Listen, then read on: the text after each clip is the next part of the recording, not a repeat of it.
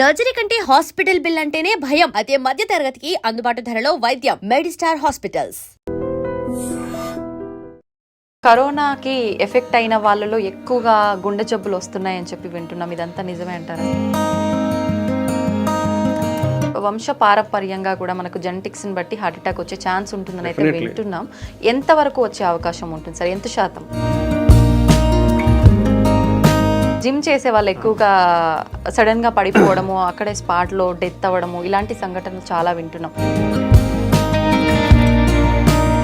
Sir, ఒకసారి stunt వేసి అది మూసుకుపోయిన తర్వాత మళ్ళీ స్టంట్ వేయటం అనేది రిస్క్తో కూడుకున్న పని అంటారా? ఒకసారి హార్ట్కి సంబంధించిన సర్జరీ జరిగిన తర్వాత మళ్ళీ వాళ్ళు నార్మల్ లైఫ్ లీడ్ చేయొచ్చండి. సార్, ఆల్కహాల్ తీసుకునే వారికి హార్ట్ అటాక్ వచ్చే అవకాశం ఎంతవరకు ఉంటుంది సార్? కొంతమంది అనుకుంటారు గ్యాస్ట్రిక్ ప్రాబ్లం వల్ల కూడా నొప్పి వస్తుంది అని చెప్పి. ఇది ఆయాసం నార్మల్గా కొంచెం వెయిట్ ఎక్కువ ఉన్న వాళ్ళకి కానీ, కొంతమంది ఎక్కువ ఎక్సర్సైజ్ చేయని వాళ్ళకి కానీ వస్తూనే ఉంటుంది. దీనికి దానికి డిఫరెన్స్ తెలుసుకునే అవకాశం ఉంటుందా సార్? నెగ్లెక్ట్ చేయొద్దండి. గ్యాస్ ట్రబుల్ పెయిన్ అనుకోవద్దండి, లేదా కండరాల నొప్పి అని అనుకోవద్దండి, లేదా ఎముకలు నొస్తున్నాయని అనుకోవద్దండి. గుండె ఆరోగ్యంగా ఉండాలి అంటే ఎల్డిఎల్ హెచ్డిఎల్ లెవెల్స్ అనేవి ఎంతలో ఉంటే హెల్దీగా ఉన్నట్టు సార్? నమస్కారం, వెల్కమ్ టు ఐ డ్రీమ్. నేను మీ విజిత. చాలా మందిలో చూసుకుంటే కరోనా తర్వాత చాలా వయస్సు తక్కువ ఉన్న వాళ్ళలో కూడా గుండె జబ్బులు అనేది ఎక్కువగా చూస్తూ ఉన్నాం. ఎందుకని ఇంత చిన్న వయసులో గుండె జబ్బులు వస్తున్నాయి? అసలు రీజన్ ఏంటి? ఎక్కువగా ఆల్కహాల్, ఆయిల్స్ ఇలాంటివి ఎక్కువగా తీసుకున్న వారిలోనే హార్ట్ అటాక్స్ వచ్చే అవకాశం ఉంటుందా, లేదంటే ప్రతి ఒక్కరిలోనూ గుండె జబ్బు వచ్చే అవకాశం ఉంటుందా? ఇలాంటి మరిన్ని విషయాలు ఇప్పుడు సార్తో మాట్లాడి తెలుసుకుందాం. ప్రస్తుతం నాతో పాటు ఉన్నారు కన్సల్టెంట్ కార్డియాలజిస్ట్ లక్కిరెడ్డి కిరణ్ కుమార్ రెడ్డి గారు. ఇప్పుడు సార్తో మాట్లాడదాం. నమస్కారం సార్. నమస్కారం అండి. సార్, గుండె ఆరోగ్యంగా ఉండాలి అంటే ఎల్డిఎల్ హెచ్డిఎల్ లెవెల్స్ అనేవి ఎంతలో ఉంటే హెల్దీగా ఉన్నట్టు సార్? సో దీన్నే కొలెస్ట్రాల్ అబ్నార్మాలిటీస్ ఆర్ డిస్లిపిడీమియా అంటాం. ఓకే, యూజువల్లీ ఎవ్రీబడి నోస్, అందరికీ తెలిసింది ఏంటంటే LDL cholesterol is the bad cholesterol, HDL cholesterol is the good cholesterol. But lot of people అందరూ ఏమనుకుంటారంటే మన కొలెస్ట్రాల్ అంతా ఎక్కడి నుంచి వస్తుంది, ఓన్లీ ఫుడ్లో నుంచి మాత్రమే వస్తుంది అనుకుంటారు. But it is only the part of the మన బాడీలో ఒక కొలెస్ట్రాల్ లెవెల్స్కి it's only a part only. అంటే మొత్తం మనం బాడీలో ఉండే కొలెస్ట్రాల్ అంతా ఫుడ్లోనే తీసుకోవట్లేదు. అది ఫస్ట్ పాయింట్ గుర్తుకు పెట్టుకోవాలి.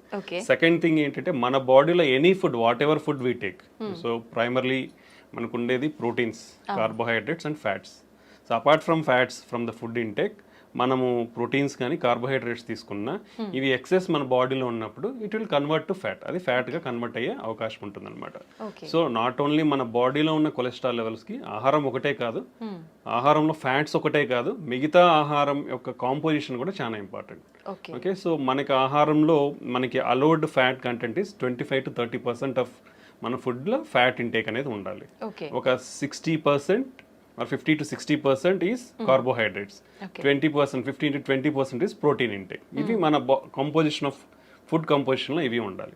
ఓకే, ఇవన్నీ ఇన్ఫ్లుయెన్స్ చేస్తాయి మన బాడీలో ఉండే కొలెస్ట్రాల్ని. సో రేంజెస్ అనేది చాలా అంటే డిఫరెంట్ కొలెస్ట్రాల్కి ఒక్కొక్క రేంజ్ ఉంటుంది, ఎప్పుడు అబ్నార్మల్ అని చెప్తాం అనేది. దీంట్లో మేజర్ కాంపొనెంట్స్ రెగ్యులర్గా మనం బ్లడ్ టెస్ట్ చేసినప్పుడు మనం రెగ్యులర్గా చూసే కాంపొనెంట్స్ టోటల్ కొలెస్ట్రాల్ ఒకటి ఉంటుంది. So total cholesterol less than 200 milligrams per deciliter ఉండాలి. If it is more than 250 it is indication for treatment. Okay, triglycerides తీసుకుంటాం. Triglycerides usually less than 150 milligrams per deciliter ఉండాలి. More than 200 milligrams per deciliter ఉంటే we have to take the treatment. Then HDL cholesterol అనేది యూజువల్గా it is a good cholesterol కాబట్టి మన బాడీలో ఎక్కువ ఉండాలి. అంటే it should be more than 60 milligrams per deciliter. Less than around 40 to 50. ఫీమేల్స్లో అయితే less than 50, మేల్స్లో అయితే less than 40 ఉంటే it's low amount of HDL cholesterol. So that is a risk factor again. So ఇవి మన బాడీలో ఉండే కొలెస్ట్రాల్, బేసిక్ కొలెస్ట్రాల్ లెవెల్స్ ఒక abnormal values అనమాట. బట్ ఈవెన్ ఈ లెవెల్స్ కూడా ఒక్కొక్కసారి మనకి విత్ ఇన్ నార్మల్ రేంజ్ ఉండొచ్చు. ఉండి ఈవెన్ దెన్ పేషెంట్స్ కానీ పీపుల్ హార్ట్ అటాక్ వచ్చే ఛాన్సెస్ ఉండొచ్చు.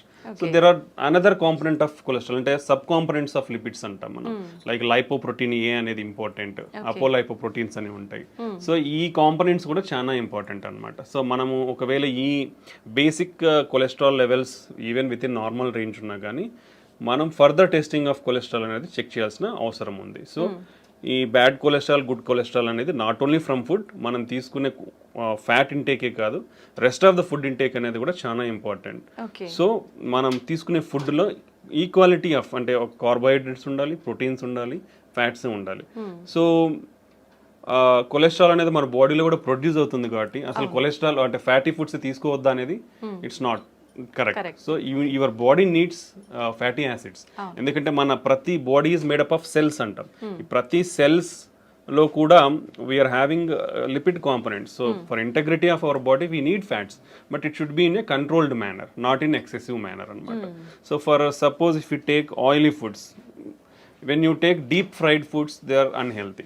How much amount of oil you have to take? So oil is limitation around 4 teaspoons. 4 teaspoons per person. Okay.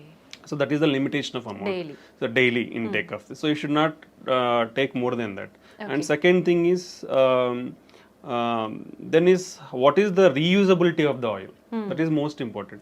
You should not reuse it repeatedly. Fry చేసుకుంటాం అలానే పెడతాం మళ్ళీ reuse. So it should not be done. So ఇది ఒకటి. Third thing ఏంటంటే now all the మార్కెట్లో చాలా వరకు పార్షియలీ హైడ్రోజనేటెడ్ రిఫైన్డ్ ఆయిల్స్ అనేవి వస్తుంటాయి. Those are not healthy. So whatever it is cold pressed oils or organic oils ఉంటే those are better. So for fat intake.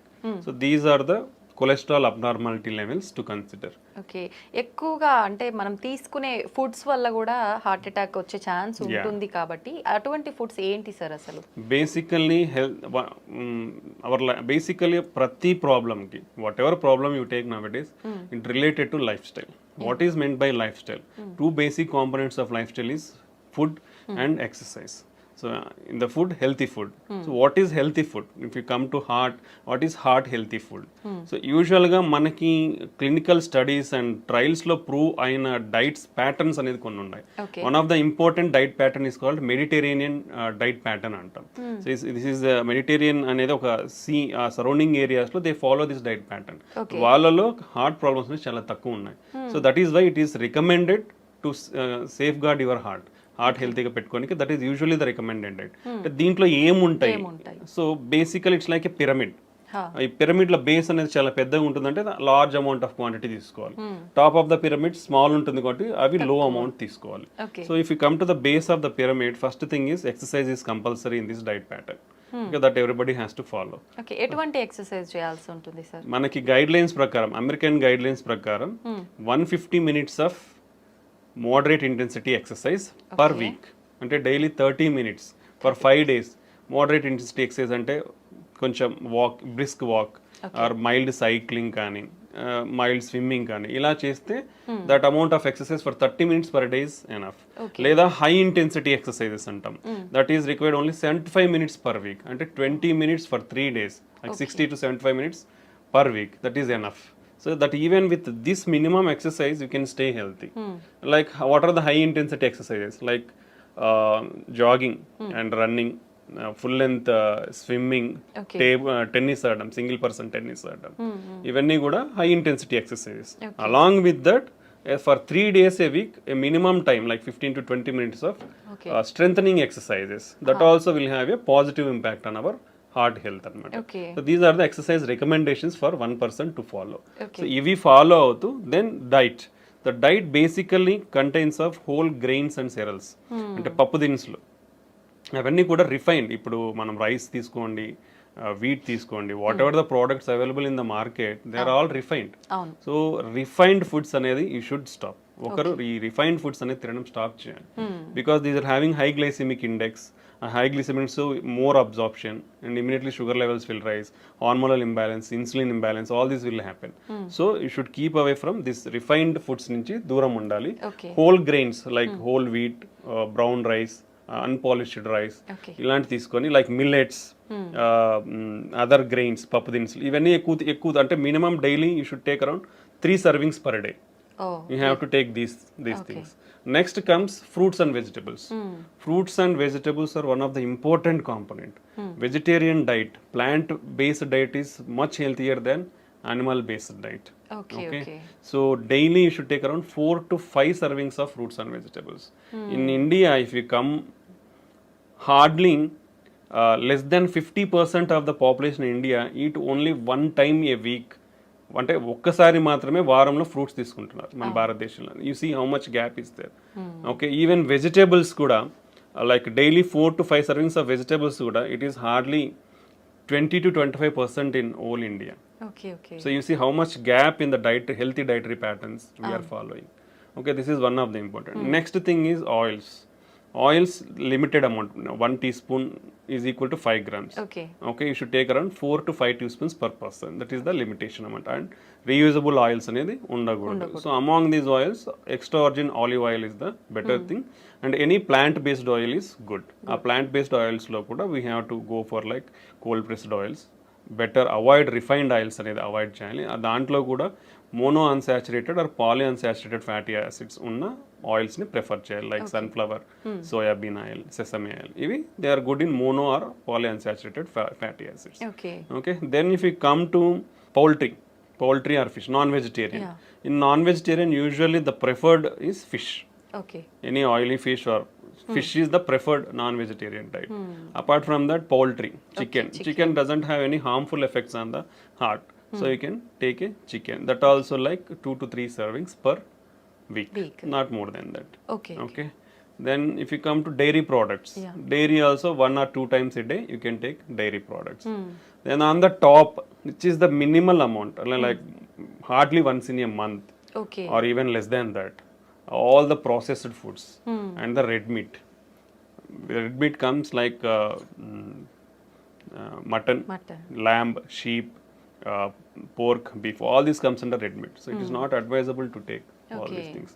And all sugar sweetened beverages like cool drinks, which is the very harmful. బయటికి పోతే చాలు cool drink తాగుతారు, అది అలవాటు అయిపోతుంది అందరికి. So అది అవాయిడ్ చేయాలి. బికాస్ అసలు అంటే హార్డ్లీ మంత్లో వన్స్ అని చెప్తున్నాం, ఇక్కడ అందరు చేసేది అంటే డైలీ 3 times తాగుతారు. You see how much harmfulness we are getting in to our body. And all the bakery products like all are coming from the refined wheat. Like maida నుంచి బేకరీ ప్రోడక్ట్స్ అన్ని, సమోసాలు కానీ, పఫ్ఫులు కానీ, even if you see cakes, lot of cream is there. So ఈ all things are refined products only. You should avoid hardly less than a month you should eat. But this is the bad thing. ఆ పైన ఉండేదే మనం అందరం కింద ఎక్కువ తింటున్నాం. So this is the unhealthy thing you should not follow. So this healthy diet follow అవడం అనేది చాలా important. If you follow this healthy diet and regular exercise, we can control lot of risk factors like sugar కానీ, BP కానీ, stress levels కానీ. We can reduce all of the things with healthy diet and exercise. Okay, that is the importance of diet and exercise. Sir, చాలా మందిలో వింటుంటాము heart attack అనేది sudden గా వస్తుంది, ఇంతకుముందు ఎప్పుడు ఉండదు, సడన్ గా వస్తుంది, ఎటువంటి సిమ్టమ్స్ కూడా లేవు, చాలా యాక్టివ్గా హెల్తీగా ఉన్నారు అని చెప్పి. నిజంగా ప్రతి ఒక్కరిలో కూడా సిమ్టమ్స్ అనేవి కనిపించవంటారా సార్ హార్ట్ అటాక్ వచ్చే ముందు? యూజువల్లీ హార్ట్ అటాక్ అనేది ఎందుకు వస్తుందంటే, మన రక్తనాళాలు అంటే గుండె పైన 3 రక్తనాళాలు ఉంటాయి. So left side 2, right side 1. ఇది వైటల్, మన హార్ట్ పంపింగ్ కి, మన హార్ట్ కూడా బ్లడ్ సప్లై అవ్వాలి. మన హార్ట్ ఏం చేస్తుంది, మన బాడీకి బ్లడ్ సప్లై చేస్తుంది. బట్ హార్ట్కి కూడా బ్లడ్ సప్లై కావాలంటే ఆ రక్తనాళాల ద్వారా బ్లడ్ అందాలి. ఓకే, సో ఆ రక్తనాళాలలో లోపల అంటే మనం ఇది ట్యూబ్ అనుకుంటే, ఈ లోపల ఇన్నర్ లైనింగ్ లో మనకి ప్రాబ్లం అంతా స్టార్ట్ అయ్యింది. ఈ ఇన్నర్ లైనింగ్ లో ఫ్యాట్ అక్యుములేషన్ అనేది depends on various reasons, like genetic factors అవ్వచ్చు, మనం ఇప్పుడు డిస్కస్ చేసిన risk factors like BP, sugar, cholesterol, unhealthy life style, lack of physical activity. ఈ అన్నిటి వల్ల ఏమవుతుందంటే, యూజువల్లీ ద జనరల్ ప్రాసెస్ కూడా మనకున్న జెనెటిక్స్ ప్రకారం, what are the basic physiology, మనకు ఒక ప్రాసెస్ అంటే ఒక మనిషి పుట్టిన తర్వాత ఒక ప్రాసెస్ ఏంటంటే, కొలెస్ట్రాల్ అక్యుములేషన్ అనేది, అంటే కొవ్వు అనేది పేరుకుపోవడం 10 to 20 years నుంచే స్టార్ట్ అయిపోతుందండి అందరిలోనూ, ప్రతి ఒక్కరిలో. Okay, that is common for all. Okay, అది స్టార్ట్ అవుతుంది around from 20 years it will start. అది ఫర్దర్గా ఎలా హార్ట్ అటాక్ దారి తీస్తుంది అనేది it depends on all these risk factors we discussed. Okay, that's the main thing. So దీంట్లో 2 రకాలు అనమాట. ఈ కొవ్వు అనేది నిదానంగా మన లెవెల్స్ని బట్టి పేరుకుపోతూ వస్తుంటుంది. సో 10% ఉండొచ్చు, 20%, 50%, 70%. ఓకే. 50 మోర్ దెన్ 70% బ్లాక్ ఉంటే మనకి గుండెకి అనేది రక్తం అనేది సరిగా అందక మన హార్ట్ అనేది స్ట్రెస్కు గురి అవుతుంది. ఓకే. ఓకే, ఇది ఒక మెథడాలజీ.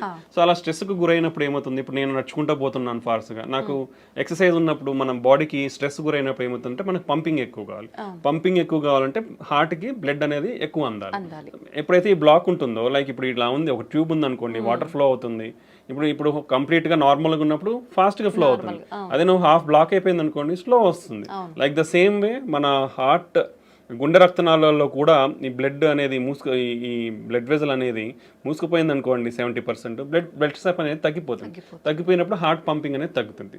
అప్పుడు మనకు సిమ్టమ్స్ లైక్ నడిచినప్పుడు కానీ, ఏదైనా పని చేసినప్పుడు కానీ, స్ట్రెస్లో ఉన్నప్పుడు ఆయాసం రావడము, ఛాతీ నొప్పి రావడము, కళ్ళు తిరగడము, వీక్నెస్ లాగా ఉండడము, ఇలా మేనిఫెస్ట్ అవుతుంది కొందరిలో.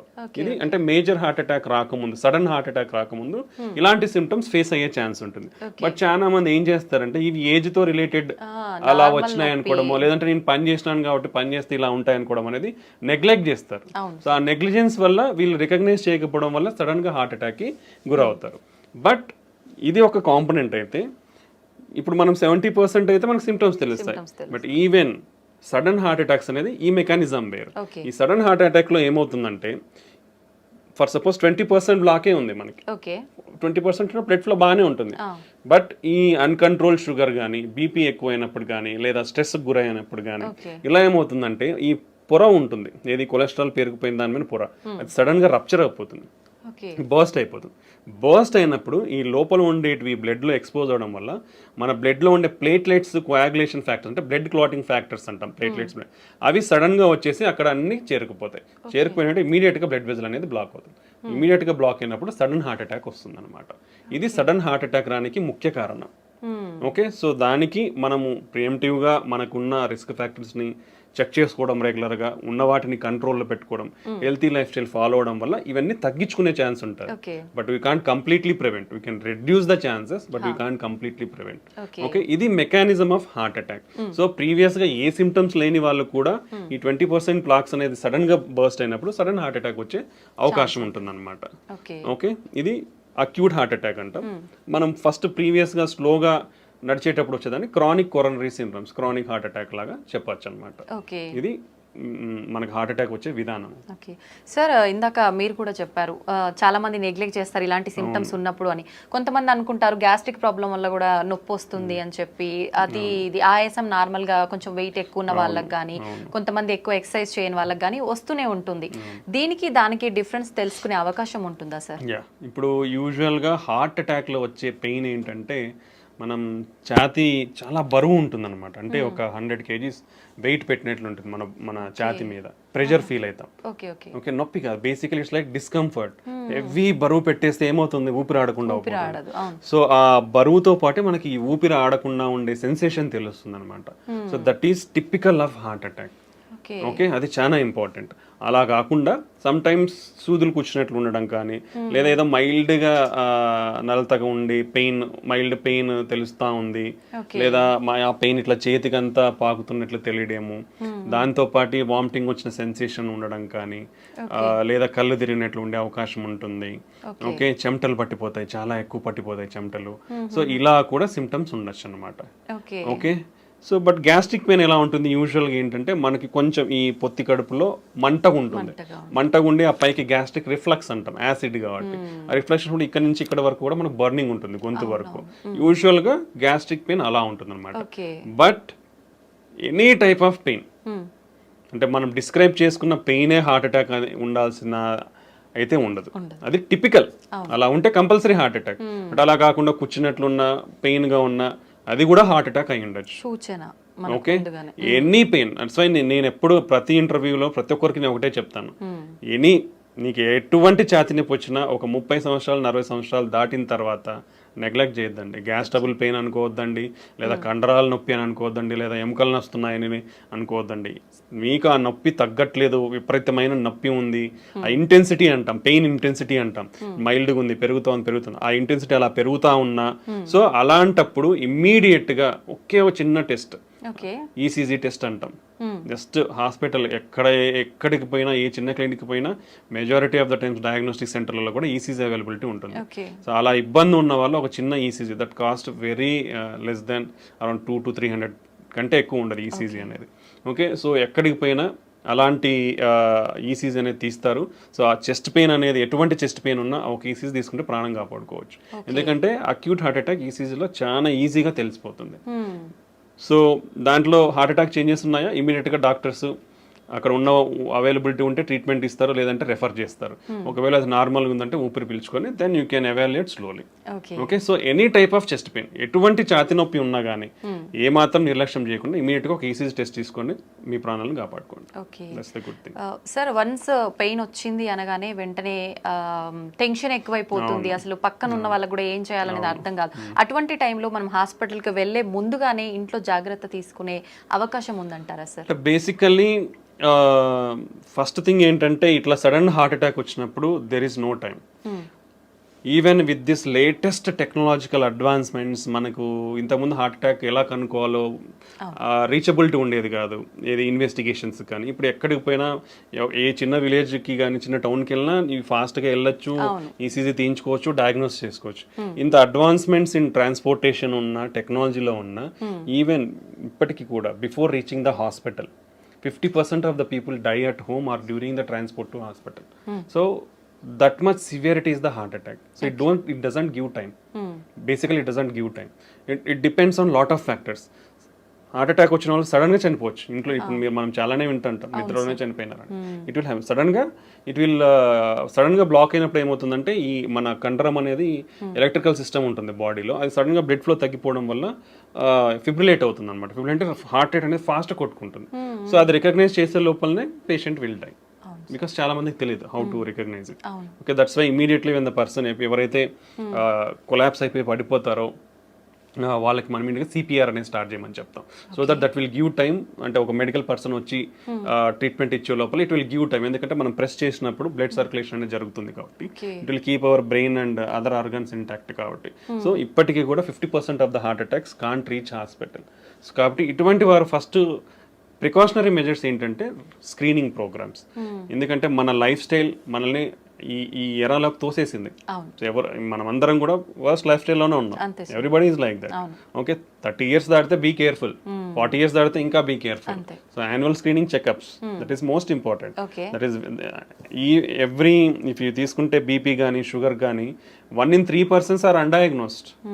ఓకే, సో ఎవరికి తెలియదు. హాస్పిటల్ పోతే బీపీ ఉందన్నారు, హాస్పిటల్ పోతే షుగర్ ఉందన్నారు అని చెప్తారు. సో మనకు తెలియదు చాలా జబ్బులు మనకు ఉన్నాయని, బికాస్ అర్లీ స్టేజెస్ లో మేనిఫెస్ట్ కావు సిమ్టమ్స్ అనేది. So we have to identify through some investigations. So annual screening programs అనేది చాలా important. Okay, second thing, BP కానీ షుగర్ కానీ కొలెస్ట్రాల్ అబ్నార్మాలిటీస్ ఉన్న వాళ్ళు కానీ వీళ్ళందరూ చాలా జాగ్రత్తగా ఇప్పుడు బీపీ ఉన్న వాళ్ళు they have to keep 1 BP monitor in their home. ఇప్పుడు ఎందుకంటే హాస్పిటల్లో చూసే బీపీ వాల్యూస్ కంటే ఇంట్లో ఉన్న బీపీ వాల్యూస్ చాలా యాక్యురేట్ ఉంటుంది. దట్ హోమ్ బీపీ బేస్డ్ ట్రీట్మెంట్సే ఇస్తాం మేము కూడా. ఇఫ్ సంబడి ఎవరన్నా ఇంట్లో బీపీ రెగ్యులర్గా నోట్ చేసుకుంటున్నారంటే ఆఫీస్లో ఒక 20 వరకు ఎక్కువ ఉండొచ్చు because of anxiety are lot of things. Okay, home BP monitoring అనేది చాలా ఇంపార్టెంట్ బీపీ కంట్రోల్లో పెట్టుకోండి. ఓకే, రెగ్యులర్గా బీపీ మిషన్ అనేది పెట్టుకోవాలి. బీపీ షుగర్ ఉన్న వాళ్ళు కూడా అట్లీస్ట్ మంత్లీ చెక్ చేయించుకోవాలి. ఎవ్రీ 3 months HbA1c టెస్ట్ అనేది ఒకటి చేసుకోవాలి. Okay, strict control of BP and diabetes చేసుకోవాలి. కొలెస్ట్రాల్ లెవెల్స్ కూడా స్ట్రిక్ట్ కంట్రోల్లో ఉండాలి. Healthy lifestyle, take healthy food. అవసరమైనంత మాత్రమే తినండి, అనవసరంగా ఏదో ఇప్పుడు ఏంటంటే అవైలబిలిటీ ఈజీ అయిపోయింది. If you see some 30 years back people are dying from malnutrition. Food కానీ ఇవన్నీ అందక చనిపోయేవాళ్ళు. బట్ ఇప్పుడు అంతా బికాస్ మాల్ న్యూట్రిషన్ వల్ల ఫుడ్ వల్ల ఇట్లా అయిపోతున్నారని గవర్నమెంట్స్ అన్ని ఏం చేశారంటే policies easy availability of food చేసేసాయి. లైక్ ఫ్రీ పథకాలు కానీ అంటే చాలా ప్రొవిజన్స్ ఇచ్చేసారు, ఎవరు కూడా ఆకలితో చావకూడదు అనేసి. ఇప్పుడు ఈజీ అవైలబిలిటీ ఆఫ్ ఫుడ్ అయిపోయింది. So you don't have to move out to get food. So easy availability of food అయిపోయిన తర్వాత వచ్చింది కదా ఉంది కదా అని తినేస్తా ఉన్నారు. That will lead to lot of problems. So take your healthy diet, take required proportions only. And do regular exercise. So ఇలా ప్రికాషనరీ మెజర్స్ తీసుకుంటే మనము ఈ హార్ట్ అటాక్ సడన్ గా వచ్చే దాని నుంచి ప్రివెంట్ చేసుకోవచ్చు. బట్ బిఫోర్ ఎనీథింగ్ అంటే ఒక హార్ట్ అటాక్ వచ్చే ముందర మనకి మినిమం కొంచెం ఛాతి నొప్పి కానీ ఆయాసంగా ఫీల్ అవ్వడం, ఆ ఆయాసంతో యాంగ్జైటీ, ఎయిర్ హంగర్ అంటాం, మనకి ఏదో గాలి ఆడట్లేదు అనిపిస్తుంది, ఓకే యాంగ్జైటీ స్టార్ట్ అవుతుంది, చెమటలు పట్టచ్చు, వామిటింగ్ సెన్సేషన్ ఉండొచ్చు, సో చెయ్యి లాగచ్చు, ఇలాంటి మైల్డ్ ప్రికాషనరీ సైన్స్ ఉంటాయి. పర్టికులర్లీ మనం తీసుకుంటే డయాబెటీస్ కానీ, ఎల్డర్లీ మోర్ దాన్ 60-65 ఇయర్స్ వాళ్ళలో కానీ, ఫీమేల్స్ కానీ పర్టికులర్లీ ఈ 3 కేటగిరీలో సిమ్టమ్స్ అనేది చాలా తక్కువగా తెలుస్తాయి. ఛాతి నొప్పి వచ్చినా దే కాంట్ రికగ్నైజ్, ఎందుకంటే మైల్డ్గా ఉంటాయి వాళ్ళలో. సో ఆ మైల్డ్ది నెగ్లెక్ట్ చేస్తే more dangers. So particularly females, elderly people more than 60-65 years and diabetes ఉన్న వాళ్ళు ఎంత మైల్డ్ సిమ్టమ్ ఉన్నా ఇమీడియట్గా they should go to hospital and evaluate. దాన్ని సరి చేసుకుంటే మనము అర్లీగా రికగ్నైజ్ చేసుకొని విల్ ప్రివెంట్ ఫర్దర్ కాంప్లికేషన్స్. ఇవి మనకు హార్ట్ అటాక్ ముందు వచ్చే precautionary science. Okay sir, alcohol తీసుకునే వారికి హార్ట్ అటాక్ వచ్చే అవకాశం ఎంత వరకు ఉంటుంది సార్? అది ప్రమాదకరమైంది అంటారా? కంపల్సరీ వస్తుందండి. ప్రీవియస్గా ఏమైందంటే lot of studies, I think జెంట్స్లో ఒక డైలీ ఒక 2 డ్రింక్స్ కానీ, 2 డ్రింక్స్ అంటే బాటిల్స్ కాదు, there is some limit of, అంటే ఒక బీర్ తీసుకుంటే 300 ml, or if you take wine 150 ml, or if you take alcohol like whisky 40% alcohol తీసుకుంటే ఒక 40 ml, అట్లా ఉండేటివి. Like 2 drinks per day for men and 1 drink per day for women అనేది. But all the recent guidelines for the past 2 years మనకు వచ్చిన clinical trials and studies, what ever alcohol you take it is risky only. Okay, whatever alcohol, ఎంత amount of alcohol తీసుకున్నారో దానివల్ల మీకు హాని అయితే ఉంది. So better completely avoid alcohol intake. Okay, that's the recent studies shown us. Previous గా ఏదో some health benefits అని అందరూ అనుకుంటా ఉండేవాళ్ళు, but there is nothing like that. Whatever amount of alcohol you take, your మీ health అనేది damage అవుతూ వస్తుంది. Some day it will accumulate and cause major big problems అన్నమాట. సో ఇలా ఒకటి ఉంటుంది. రెండోది, ఆల్కహాల్ అనేది ఎప్పుడో ఒకసారి కదా తాగేది అనుకొని, ఈరోజు వేసేసేయాలి బాటిల్స్ అనుకొని 3 బాటిల్స్ ఇట్లా తీసుకునే వాళ్ళు ఉంటారు కొందరు. ఎప్పుడో ఒకసారి తీసుకుంటున్నాను కదా, అది కూడా రాంగ్. ఎందుకంటే అంత బింజ్ ఆల్కహాల్ డ్రింకింగ్ అంటాం దాన్ని. సో ఆ బింజ్ ఆల్కహాల్ డ్రింకింగ్ ఏమవుతుందంటే హార్ట్ రేట్ అబ్నార్మాలిటీస్ ఉంటాయి. హార్ట్ రేట్ అబ్నార్మాలిటీస్, సడన్ గా హార్ట్ రేట్ ఎక్కువైపోయి patient may die. Okay, so binge alcohol drinking avoid completely.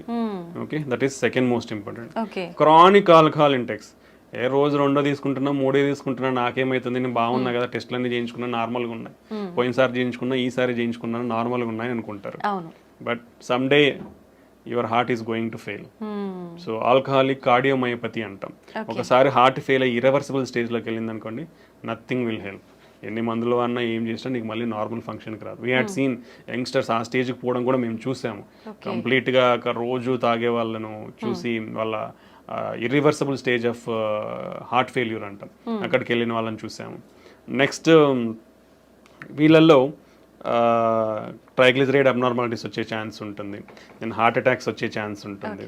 Okay, even they are more prone to liver disease, chronic liver disease and cirrhosis అంటాం, pancreatitis అంటాం. So lot of complication, అంటే not only heart, it will damage other organs also. So when ఒకసారి ఇది హానిగా అనిపిస్తుంది అంటే you should get away from system అంతా effect అవుతుంది. So you should get away from them. Better don't take alcohol. అలవాటు ఉన్న వాళ్ళు కూడా, if it is difficult for you to stop, reduce your amount slowly and completely stop it and stay healthy. Okay, అది alcohol related side effects. Sir, ప్రతి ఒక్కరం కూడా వింటూనే ఉంటాం ఆల్కహాల్ కానీ స్మోకింగ్ కానీ 2 కూడా ప్రమాదకరమని. ఇప్పుడు మీరు కూడా చెప్పారు ఆల్కహాల్ తీసుకుంటే ఎటువంటి ప్రమాదం, మరి స్మోకింగ్ తీసుకునే వాళ్ళు ఎటువంటి ప్రమాదాలు ఉంటాయి, ప్రత్యేకించి హార్ట్కి సంబంధించి ఎలాంటి హాని జరుగుతుంది?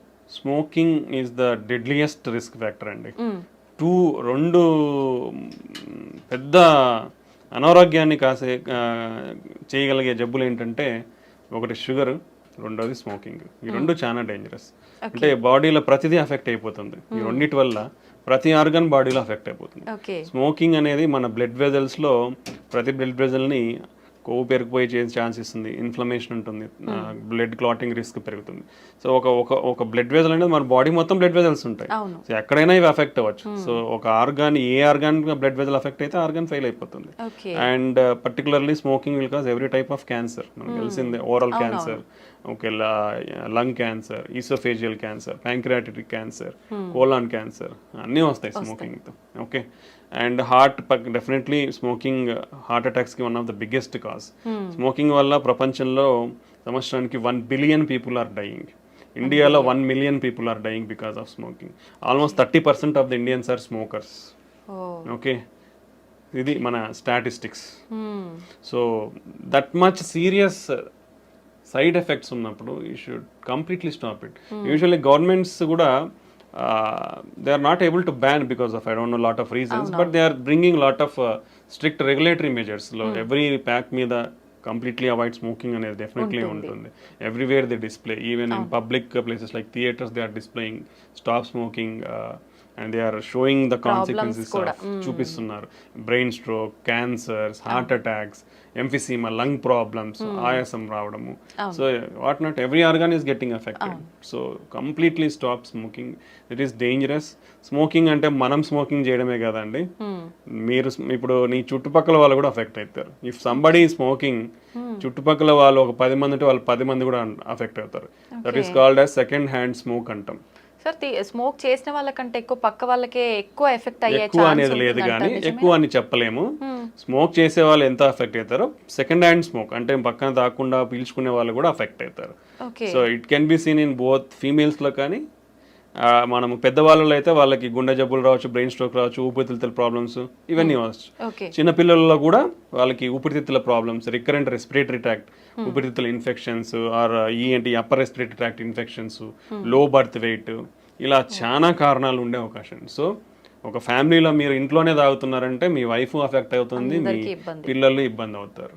ఓకే, ఆల్వేస్ రిమెంబర్, ఒక సిగరెట్ తాగే మనిషి నేనేదో తాగుతున్నా నా ఆరోగ్యం పాడైపోతుంది అని అయితే ఎప్పటికీ అనుకోవద్దండి. మీ ఆరోగ్యం కూడా ఆరోగ్యమే కాబట్టి స్టాప్ చేయండి. మీ ఆరోగ్యంతో పాటు మీరు స్మోక్ చేయడం వల్ల పక్కన వాళ్ళ ఆరోగ్యాన్ని కూడా నాశనం చేస్తున్నారు. సో పక్కన వాళ్ళు కూడా కొంచెం ఇనిషియేటివ్ తీసుకొని అలా ఎవరైనా చేసినప్పుడు వాళ్ళకి చెప్తే వాళ్ళు అట్లీస్ట్ పోయి పక్కకు పోయినా తాగేస్తారు, లేదంటే మానేయమన్నా మానేస్తారు అప్పుడు. Okay, so and you should encourage smokers. ఎవరైతే సిగరెట్స్ తాగుతున్నారో వాళ్ళకి ఇవన్నీ చెప్పి వాళ్ళని ఎంకరేజ్ చేయాలి to quit smoking. Because smoking అనేది స్టాప్ చేసిన తర్వాత హార్ట్ అటాక్ రిస్క్ తగ్గనికి 10 సంవత్సరాలు పడుతుందండి. ఒక మనిషి ఇప్పుడు స్మోకింగ్ స్టాప్ చేసినా కానీ అతనికి హార్ట్ అటాక్ రిస్క్ తగ్గనికి, అంటే ఈ స్మోకింగ్ మానేసినాక కూడా 10 years వరకు అతనికి హార్ట్ అటాక్ రిస్క్ చాలా ఎక్కువ ఉంటుంది. Okay, that is the impact of smoking. మానేసాకే అన్ని ఇయర్స్ ఉంటే ఉన్నప్పుడు ఎంత సిగ్నిఫికెంట్ ఉంటుందో ఆలోచించాలి అందరూ కూడా. Okay, that is most important. So next ఏమొస్తాయంటే మనకు సెకండ్ హ్యాండ్ స్మోక్ కాకుండా called as e-cigarettes అంటారు. Those are also dangerous. Okay. Smoking related anything like e-cigarettes, దాంట్లో నికోటిన్ ఉండదు, but still lot of studies even in US studies also showed even if somebody advertise that non nicotine cigarettes ఉన్నా కానీ దాంట్లో కూడా nicotine ఉంటుంది. Nicotine లేకపోయినా lot of damaging products like metallic, tin, lead, mercury లాంటి చాలా compounds, dangerous compounds ఉంటున్నాయి. So even everything, hookahs is also dangerous. E-cigarettes, hookahs, everything is dangerous. So completely avoid all those products and stay healthy. Okay sir, చాలా మంది pan, gutka ఇలాంటివి ఎక్కువగా తీసుకుంటూనే ఉంటారు non stop గా, ఎక్కడ పడితే అక్కడ ఉమ్మేస్తూ ఉంటారు. అలాంటి వాళ్ళకి కూడా గుండె జబ్బులు వచ్చే అవకాశం ఉంటుంది. డెఫినెట్లీ వస్తాయండి. పాన్, గుట్కా అనేది కూడా ఏముంది, పొగాకే కదా. పొగాకు పీల్చినా నమిలినా అంతా లోపలికే పోతుంది, బ్లడ్ లోకే అబ్జర్వ్ అవుతుంది. ఆ కెమికల్స్ అన్ని బ్లడ్ లోకే పోతాయి. ఫైనల్ గా బ్లడ్ లోకి వెళ్ళిన తర్వాత ప్రతి ఆర్గాన్ని ఎఫెక్ట్ చేస్తాయి. సో స్మోకింగ్ అయితే ఎంత డేంజరస్, గుట్కా, పాన్ ఇలాంటివి కూడా అదే రేంజ్లో డేంజరస్. సో దానివల్ల పర్టికులర్లీ మోర్ ఏంటంటే మౌత్ క్యాన్సర్స్, ఓరల్ క్యాన్సర్స్ ఎక్కువ ఉంటాయి. ఎందుకంటే డైరెక్ట్లీ ఇట్ ఈస్ ఈ ఏరియాలో అఫెక్ట్ అవుతుంది కాబట్టి. బట్ బ్లడ్ లో కూడా అబ్జర్వ్ అయిపోయి ఆ కాంపౌండ్స్ అన్ని it is also cause heart attacks and brain strokes. So that also too dangerous. Completely avoid all these things. Sir, cardiac arrest అంటూ ఉంటారు. హార్ట్ అటాక్ కి దానికి మధ్య డిఫరెన్స్ ఏమైనా ఉందా సార్? రెండు ఒకటేనా? రెండు డిఫరెంట్ అండి. Okay, this is very important. Heart attack అంటే మనం ఆల్రెడీ మాట్లాడుకున్నాం. అంటే మన గుండె రక్తనాళాలలో బ్లాక్స్ వస్తే ఆ బ్లాక్ వల్ల బ్లడ్ సప్లై సడన్ గా ఆగిపోయి హార్ట్ మజిల్ అనేది సడన్ గా వీక్ అవుతుంది. దాన్ని హార్ట్ అటాక్ అంటాం. ఓకే, కార్డియాక్ అరెస్ట్ అంటే గుండె కొట్టుకునేది సడన్ గా ఆగిపోవడం. అంటే ఇప్పుడు హార్ట్ అటాక్ వచ్చినప్పుడు గుండె కొట్టుకుంటుంది, అవును. But some part of the ఏ పార్ట్కి బ్లడ్ వెజల్ అఫెక్ట్ అయ్యి బ్లడ్ సప్లై తగ్గిందో ఆ పార్ట్ అనేది పనిచేయదు, రెస్ట్ ఆఫ్ ద గుండె కొట్టుకుంటుంది. ఓకే. బట్ హార్ట్ అటాక్ లో కూడా ఇలా జరగడం వల్ల సడన్ గా గుండె ఆగిపోయే ప్రమాదం అనేది ఉంటుంది. బట్ సడన్ కార్డియాక్ అరెస్ట్ అంటే సడన్ గా there are lot of reasons. Sudden గా గుండె ఆగిపోవడానికి చాలా కారణాలు ఉంటాయి. ఏంటి? సడన్ గా గుండె అనేది కొట్టుకోవడం ఆగిపోతుంది, సో దాన్ని సడన్ కార్డియాక్ అరెస్ట్ అంటాం. So one of the reasons heart attack ఒకటి కారణము. దెన్ ఎలక్ట్రికల్ అబ్నార్మాలిటీస్ అంటాం, అరిథ్మియాస్ అంటాం, హై హార్ట్ రేట్ అబ్నార్మాలిటీస్. అలా హై హార్ట్ రేట్ ఉన్నప్పుడు గుండె, ఇప్పుడు నార్మల్గా మన గుండె 60 నుంచి 90 వరకు ఇలా కొట్టుకుంటుంది. ఓకే, ఇప్పుడు సడన్గా 200-250 నిమిషాన్ని కొట్టుకుంది అనుకోండి, మీకు కదులుతున్నట్టు తెలుస్తుందా? జస్ట్ ఫింగర్స్ మూమెంట్స్ తెలుస్తున్నాయి, బట్ ఇలా కొట్టుకుంటేనే కదా బ్లడ్ అంది. ఇలా కొట్టుకున్నప్పుడు ఏమవుతుంది, బ్లడ్ అందదు. So it looks like heart has been stopped. So cardiac arrest. Okay, then infections, cardiomyopathies అంటాం. సో జెనెటిక్ ఉంటాయి చాలా కూడా కొన్ని. ఓకే, like hypertrophic cardiomyopathy, arrhythmic cardiomyopathies ఉంటాయి. కొన్ని ఛానలోపతీస్ అంటాం, అంటే మన బేసిక్ మాలిక్యులర్ లెవెల్లో కొన్ని ఛానల్స్ ఉంటాయి మన ఫంక్షన్స్ కానీ. So long QT syndrome, short QT syndrome, Brugada syndrome, ఇట్లా లాట్ ఆఫ్ థింగ్స్ ఉంటాయి అన్నమాట. Even like drug abuse will cause sudden heart attacks, sudden cardiac arrest, excessive alcohol cause sudden cardiac arrest. So ఇలా చాలా కారణాలు ఉంటాయి sudden cardiac arrest కావడానికి. So heart attack అనేది blood supply తగ్గిపోవడం వల్ల వచ్చేదాన్ని హార్ట్ అటాక్ అంటాం. కార్డియాక్ అరెస్ట్ అనేది సడన్ గా గుండె ఆగిపోతుంది అంతే. ఆ గుండె ఆగిపోయినప్పుడు ఎవరైనా చేయగలిగేదంటే సిపిఆర్ చేయాలి. అది ప్రతి ఒక్కరూ నేర్చుకోవాలి. ఎందుకంటే సంబడి మీకు ఆ సిపిఆర్ అనేది తెలిస్తే అట్లీస్ట్ మీరు మనం అంటే throughout your life span you can save one life. అది కంపల్సరీ ఎవ్రీబడి, అంటే చదువులేని వాళ్ళు కూడా నేర్చుకోవచ్చు. అది it's not a big science కానీ నాలెడ్జ్ కానీ ఏం లేదు. అదేంటి just need a simple training. Everybody ఆ ట్రైనింగ్ ని కూడా తీసుకోవచ్చు. Lot of online programmes, hospitals are offering CPR programmes. CPR training అనేది తీసుకుంటే అంటే అట్లీస్ట్ మనకు ఛాన్స్ దొరికినప్పుడు అవసరంలో ఉన్న వాళ్ళకి మనము ఆ సిపిఆర్ ఇచ్చి కాపాడగలిగే వాళ్ళం అవుతాం అనమాట.